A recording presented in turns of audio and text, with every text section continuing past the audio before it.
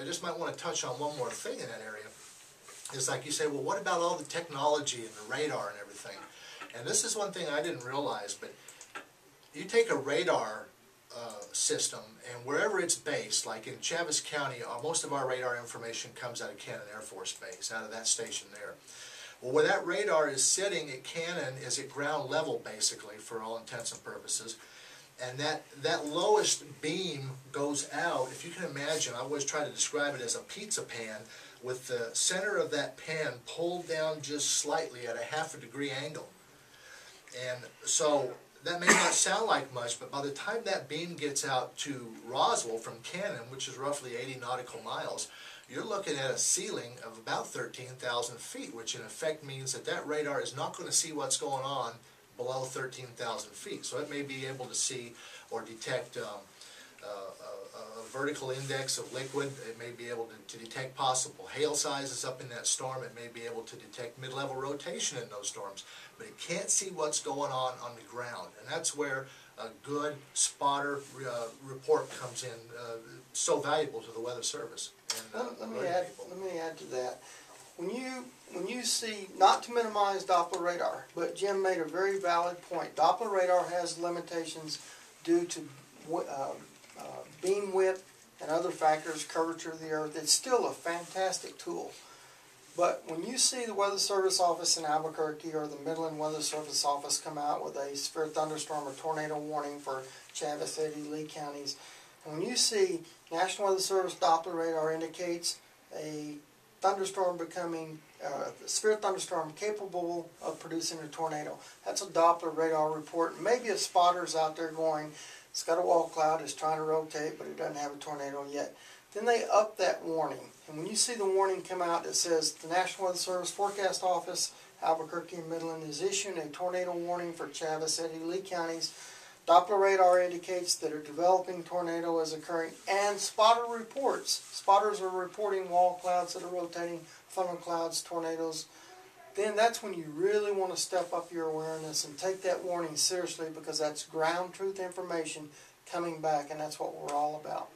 You know, and I think another thing too I'd like to emphasize to people, you know, for people that might be wondering where they can get their weather information, you know, you can get it from a myriad of people, but obviously you can get it on our stations. You can get the weather twice an hour on AM 990 KSVP.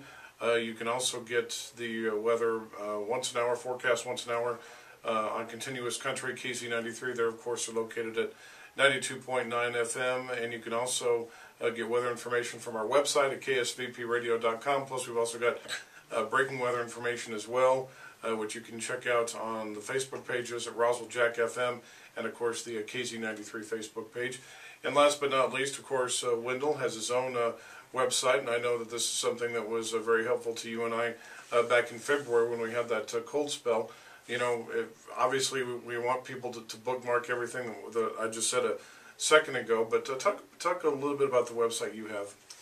I want to back up just a foot here. Jim mentioned weather.gov/ABQ. That's the Albuquerque National Weather Service webpage. Right. Same thing for Midland. Midland covers Eddy and Lee counties. Weather.gov/MAF for Midland.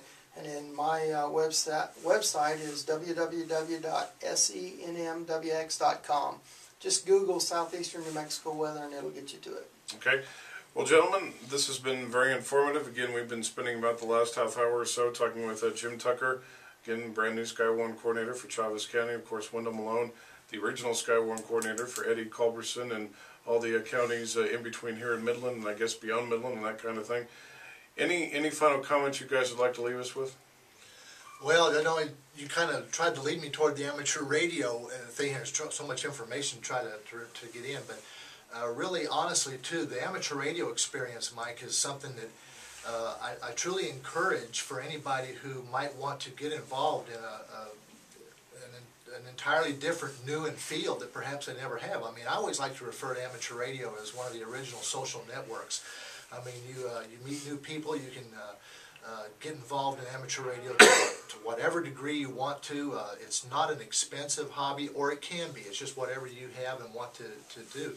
And not only will it enhance your storm spotting experience, but again, it's just a really great hobby. You get to meet a lot of great people. You get to get involved in public service, if you so choose to, such as SkyWarn and Aries, and there's really just a plethora of websites too that we could put out here. And I don't know if you're going to have links on your page or not associated with this podcast, but again, if you start at Wendel's website, that's a great place to start, and maybe he'll let me put some links up there instead of having to read all these off.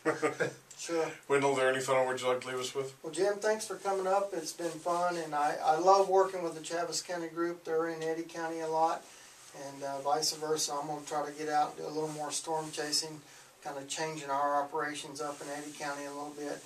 And hopefully my wife and I can get out and do a little more chasing. I've spent a lot of time the last 6 years running the local net on amateur radio, and that's kind of hindered my storm chase opportunities. But my wife says that I owe her a tornado. She has yet to see one, so I have big shoes to fill there.